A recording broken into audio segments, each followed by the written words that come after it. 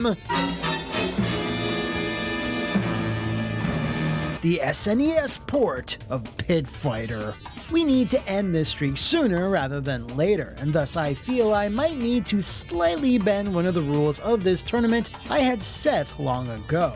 Fighting games were very much born in the crucible of the arcade. Huge machines running powerful boards that boasted the latest in graphics and audio technology. And the mere thought that handhelds of the day could even come close to replicating those types of bombastic experiences, well, was and still is rather laughable. So I've been resistant in delving into the litany of bad ports that were farted out on the Game Boy/Gear/Com through the early and mid-90s. In this case though, I'm going to be making a slight exception because 1997's Game Boy Color version of Mortal Kombat 4 has been a long-time request from many of you. And it's right on the cusp of when handhelds started taking small leaps that could help better represent the graphical and gameplay complexity of the fighting game. Kinda. But will this technical disadvantage be enough to uppercut Buzz, Kato, and Tai into the pit? Well, we won't know for sure until we get it in the ring!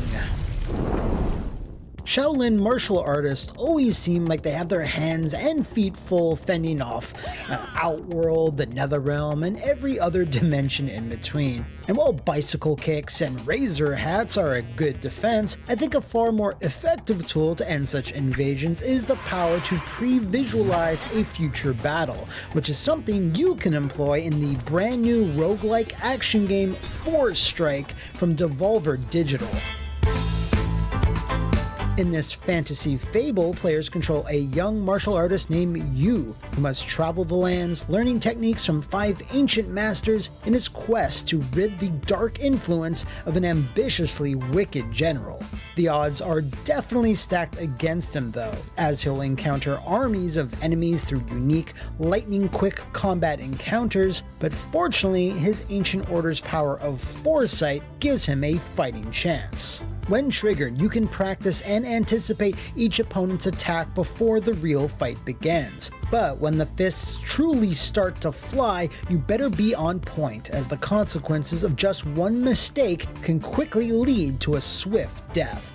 Every run and every fight is completely unique as you topple tougher and tougher challenges, and when coupled with the engrossing exotic world, rich pixel art, and dozens of martial arts moves to learn, you'll soon find that hours have ticked away when it's only felt like minutes. And after an untold amount of hard-fought fighting, by the end of a run, you will become so powerful he won't even need foresight at all. The game punches onto Steam and Nintendo Switch November 17th. So if you're interested, hit the link in the description or pinned comment below and wishlist it now. Thanks so much to Devolver Digital for sponsoring today's video, but now it's time for us to get back to the combat. So, Midway really knocked it out of the park with the PlayStation and N64 ports of Mortal Kombat 4, improving upon the original in a few key ways. I don't think that's controversial to say. The developer of those ports, the now sadly defunct Eurocom Entertainment, were allowed to add Goro as a sub-boss, several new alternate costumes to the entire cast, a new stage, Noob being finalized and added as a secret playable character, and of course adding CGI endings to the PlayStation version. Although, for my money, they can't top the original vision and hilarity of the in-game ones. Unfortunately, MK4 in general wasn't as well received or as successful in the arcades as its predecessors, which is shocking considering Midway spent hard cash money on a Lex Express style tour bus promotion. To then maybe hopefully squeeze the last few remaining drops of blood from the stone, a handheld port was commissioned as well, despite the fact that Mortal Kombat's graphics and gameplay were getting more and more complex, with the Game Boy and/or Gear being technically incapable and, quite honestly, pretty embarrassing to try and port to. Fortunately, or unfortunately, depending on how you looked at it, there was one more option, and that was the most stopgap handheld ever produced, the short-lived Game Boy Color. Released in 1998, Nintendo's first full-color portable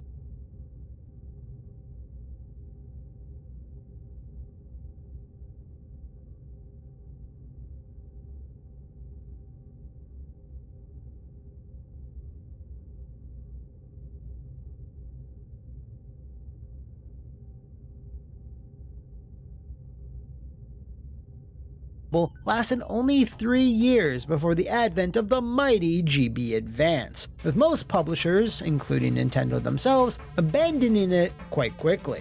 There's a reason for that though. While the GBC was an improvement over the original 1989 Game of Boy, it was barely a generational step forward. Yeah, titles animated more smoothly and obviously, the color, but it was hardware that still wasn't exactly the best equipped to emulate fighting games, which typically needed big sprites, good music, and more than 2 goddamn buttons. If you don't count the 2 wrestling games released on the platform, and I don't, there's only 3 other fighting games that were ever released for the GBC. That being the boring but somewhat passable X-Men Mutant Academy, the charming Power Quest, and the way better than it has any right to be Street Fighter Alpha, which was as good as it was heavily altered to focus on just animation and playability over graphics or sprite size. And yeah, that's it. There were no other fighting games or freak downs released for the Game Boy Color.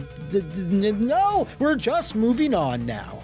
Now, on paper, this shouldn't be an absolute disaster. I mean, MK2 on the Game Boy was decent for what it was, so how could MK4 on the Game Boy Color be any worse than that? Well, let's find out.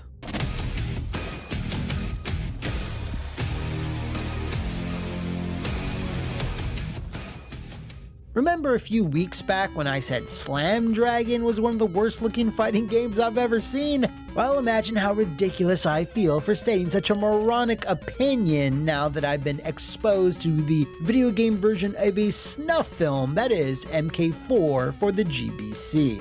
This is because it relentlessly assaults and tortures your eyes with, ironically, its cornucopia of garish colors. Now, this new-gen Game Boy could produce something like 56 unique shades at once, but I swear to the elder gods above, that has to be some type of typo, because instead of 56, this looks like it uses 5 or 6. Honestly, the Game Gear versions of MK1 or 2 are more appealing from a color palette perspective. And it's not like this is something you can get used to, like a hot tub, or it somehow improves with certain characters or stages. It just looks bad all the time, every time.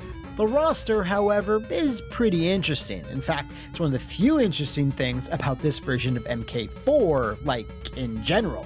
The original playable cast was 15 fighters strong, 17 if you counted Goro and Mr. Saibot. This, like every portable version of a Mortal Kombat game released up to this point, didn't include every character, which means it's time for the easiest part of the job for every studio that has to make a port: the cuts. The default roster here retains 8 characters, with the notable absences being Johnny Cage, Jax, Sonya, Kai, Jarek, and Shinnok.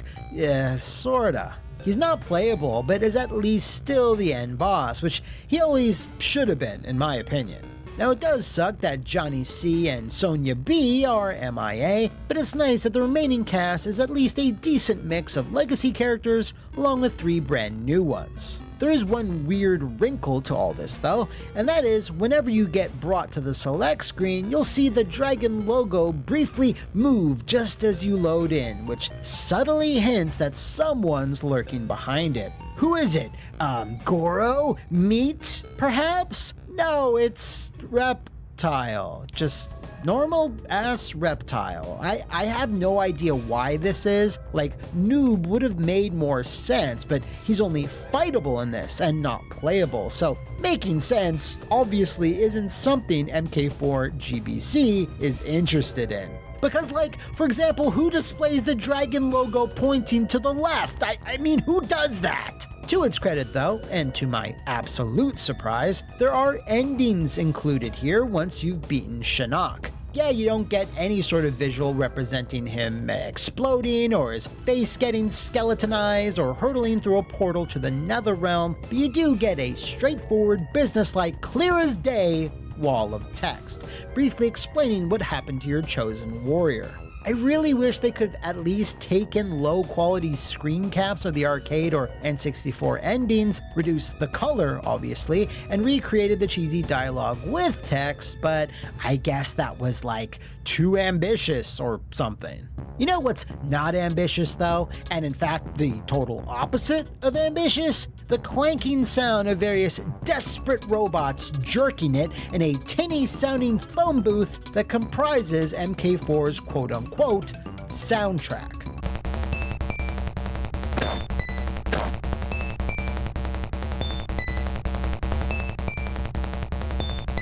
I challenge you to find something worse sounding than this garbage, this affront to one of our five senses. And worst of all, it's really just 2 or 3 tracks that loop constantly throughout the game, not stopping for any reason. Fortunately, you can turn the music off via the game's option mode, which is...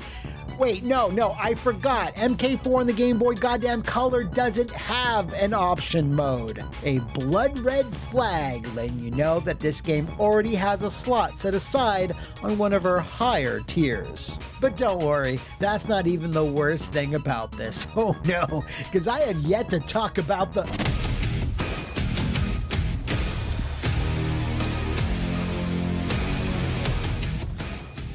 MK4 introduced only a few changes to the core formula, but these would have a lasting impact on the franchise going forward, namely weapons, which fighters could bring out, extending their attack options. Being 3D, you could also duck in and out of the background to avoid projectiles, which would also get you closer to certain objects strewn around the stage, like decapitated heads or boulders, which could then be thrown.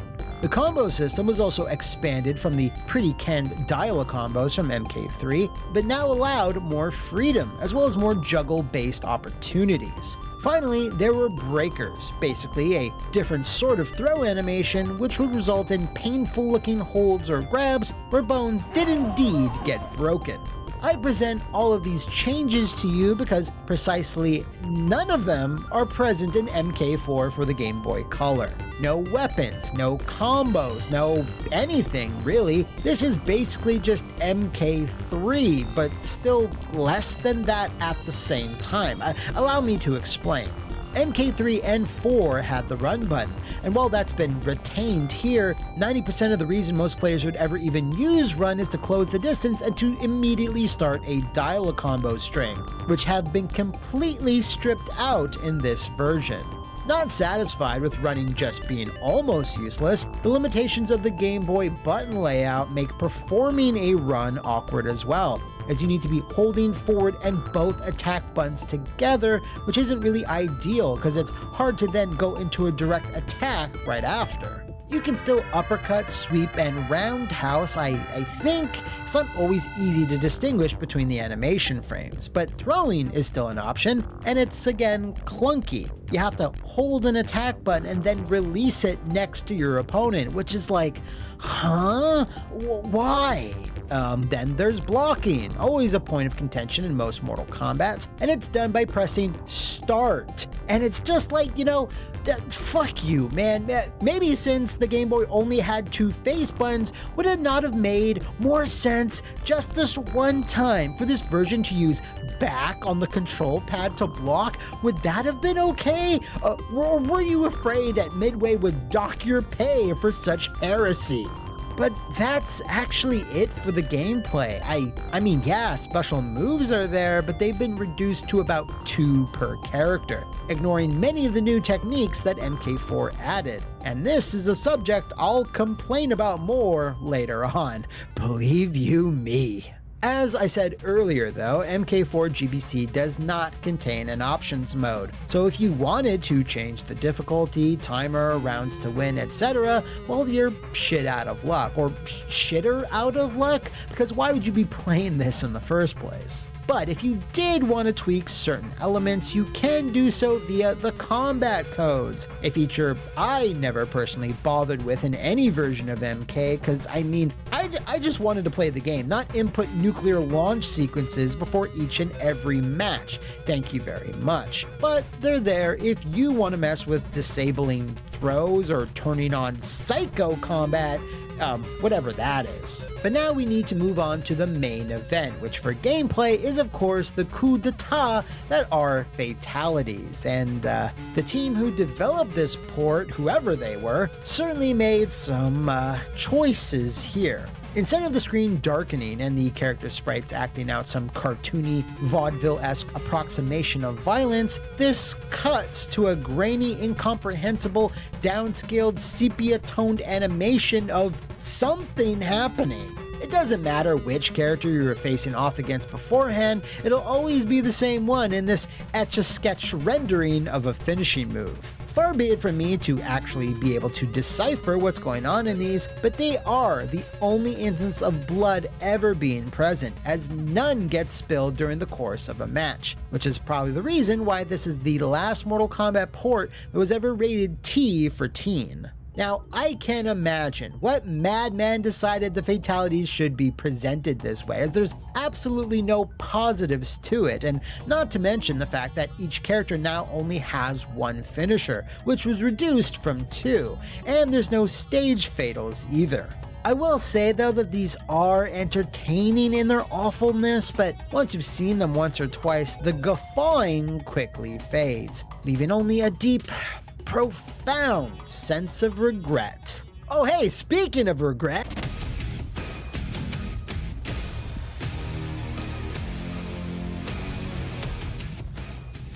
I mentioned the special moves earlier, and look deep into my eye sockets when I say this, but there's nothing special about them. I took multiple characters, looked up move lists, and I was only able to perform Scorpion's Spear 2 or 3 times. Every other special move I attempted wouldn't come out. I could do fatalities with no issue, so I'm not really sure what the hell's going on with that, so I'll just conclude with, it's bad and unresponsive. Moving around in general is a little weird too. I mean, it's not choppy or unplayable, but I was able to find some really messed up stuff whenever I started jumping backwards. The way things control and how they feel though, while not broken, is not satisfying either, and I think it has to do with the limited button layout and the awkward commands for running, blocking, and throwing. The unresponsive special moves are probably the biggest issue, as it only makes a super dull game even more dull, making it kinda hard to comment on. And by that logic, it'll make it even more harder to place this one on our tier list of trash.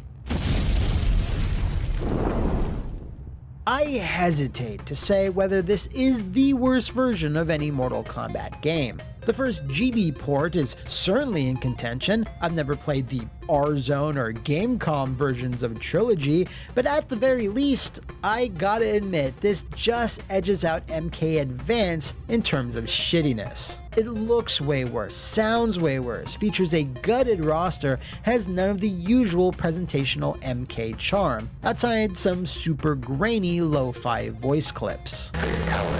I think I, and a decent percentage of others, get a perverse kick from the abject broken gameplay of Advance, and appreciate its almost full roster, sorry Shiva, plus fatalities you can actually see. Here though, on the Game Boy Color, MK4 is just a barren wasteland of nothing, barely even resembling Mortal Kombat at first glance, with gameplay that's so basic and stripped down, and looking and sounding so ugly, it does actually remind me a bit of Pit Fighter SNES. I have to say though, when it gets down to brass tacks, it's the way that things control and the speed in which the combat moves that does feel a bit more solid and typical when compared to the blind swatting of the air and non-existent hitboxes of THQ's completely botched port. So I will say, and this one was almost too close to call, but MK4's playability and bigger roster of characters makes it just shy of toppling our champion. So that's why it's falling not into the very bottom, or in this case, the top of our spiked-filled pit, but just the tier below that, with the other dregs of the fighting game world. Whew, wow, you earned this dishonor, whoever made this port, and you know what? There was never any logo for the developer of this one in the opening intro, unlike previous conversions that had Probe, Sculptured Software, or Eurocom. So let's see who actually developed this one. And oof.